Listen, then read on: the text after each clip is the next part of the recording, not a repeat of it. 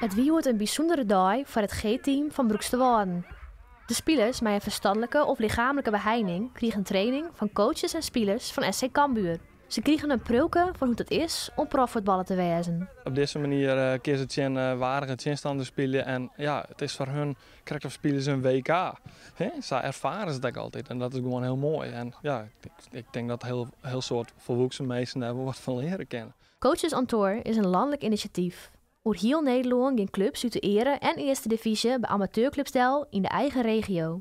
Zowel voor de coaches als de spelers is het een bijzondere ondervinding. Het is inderdaad niet dagelijks dat je zo'n groep mag trainen.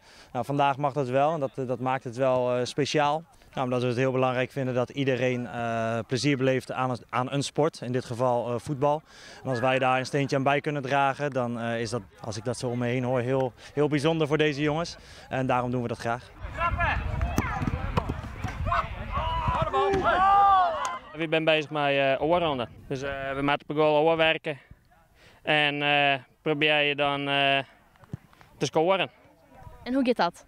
Nou, goed. Goed, ze krijgt 2 keer proberen.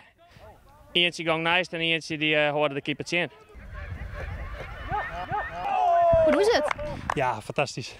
Ja, je ziet dat ze elke keer weer groeien. Ja, je hoort het, ik raak zelf helemaal buiten adem.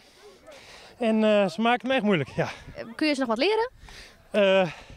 Nou ja, ze doen het al hartstikke goed. Als er gescoord wordt, en je ziet het, onze keeper staat op goal.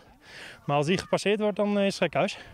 Dat is natuurlijk het mooiste wat er is. Ja.